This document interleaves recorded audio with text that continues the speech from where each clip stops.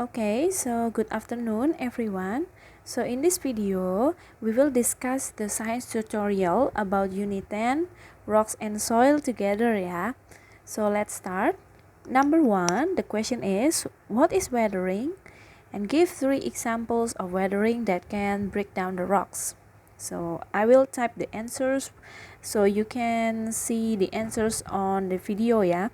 So weathering is the breaking down of the rock because of the weather. Jadi weathering atau istilahnya dalam bahasa Indonesia itu cuaca, itu adalah proses pemecahan atau perombakan dari batuan karena adanya perubahan musim ya atau cuaca. Now, give 3 examples of weathering that can break down the rocks. So there are 3 examples ya in our daily life. Now, for example, the first one is the force of waves ya. For example, if you see the rock in beach, because there is waves, so the waves can slowly break the rocks apart. Yeah, and then second, or B, the changes in temperature. Yeah, the extreme changes in temperature during night and day. Yeah, sometimes it usually happens in desert. Yeah, because there is extreme changes, so the rocks can slowly break down. And then number C, the water. The water that freezes into ice. During winter. So the water that freezes into ice can expand inside the rocks and then slowly break them apart. Okay, that is number 1 Okay, so number 2, abrasion is said to be one of the reasons why rocks can break apart. Explain why. So if you remember, the last unit that we learned is about friction and gravity So in friction can wear something apart or can wear something away. Bisa mengikis suatu objek. So that means abrasion this one, abrasion can break down the rocks because there is friction. You know, friction can be caused by wind or by water. For example, the one that happens in the desert or in beach. Sometimes the wind or air can bring small particle and then it rubs against the rock. So that's why the rock can break apart. And then number 3, there are 3 types of hardness in rocks. Explain. If you remember the properties of the rocks, one of the example is the hardness. And then the hardness of the rocks can be measured by 3 types. Very soft, soft, and hard. This one I will write the answer. Very soft. So the rocks is said to be very soft if the rock can be scratched by a fingernail. If the rock can be scratched by the fingernail. Jadi suatu batuan itu dikatakan sangat halus apabila batuan tersebut bisa kalian gores menggunakan kuku kalian. And then soft. So the rock is said to be soft if the rock can be scratched by a nail. If the rock can be scratched by the nail. Jadi suatu batuan itu dikatakan halus apabila batuan tersebut bisa digores menggunakan paku. And then the last hard. So the rocks is said to be hard, yeah, if the rock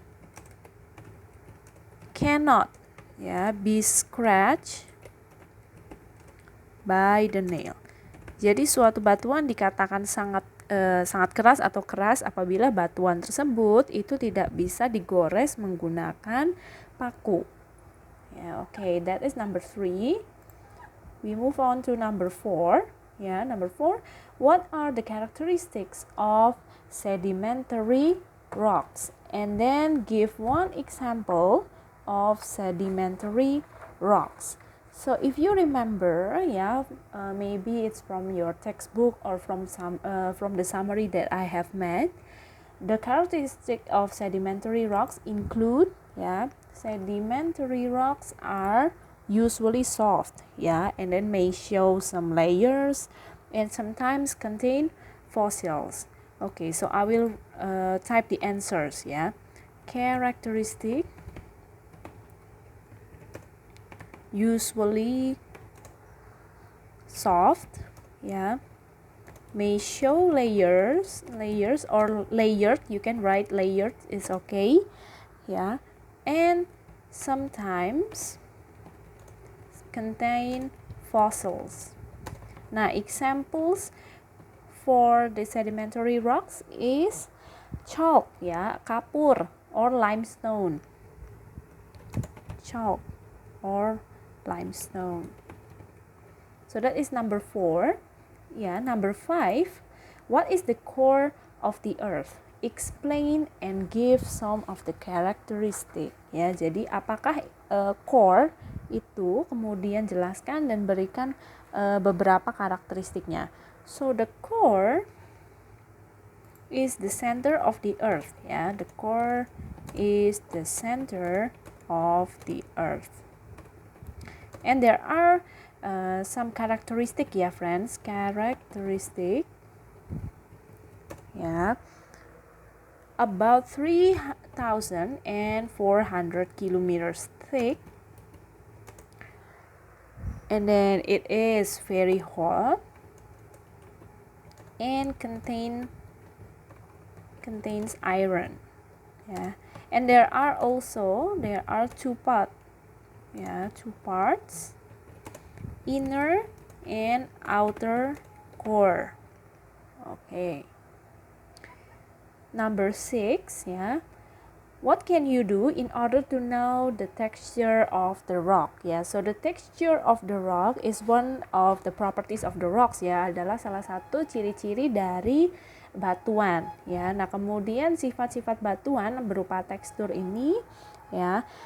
Texture refers to whether the rock feels rough or smooth, ya. Jadi tekstur itu mengacu kepada apakah batuan ini terasa halus atau kasar, ya. So what can you do? Ya, you can just simply rub your hands against the rock, ya. Jadi kalian bisa pegang, kemudian kalian bisa disentuh batunya menggunakan tangan kalian, ya.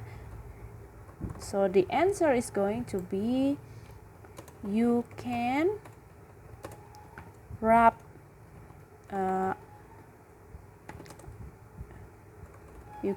the hand against the rock, yeah, to feel the texture. Okay, so you can rub your hand against the rock to feel the texture. Okay, number 7. Mention 4 main properties of rocks. So, properties of rocks di sini maksudnya adalah karakteristik dari batuan, ya, karakteristik utama. Nah, jadi kan ada 4 karakteristik of rocks, ya. The first one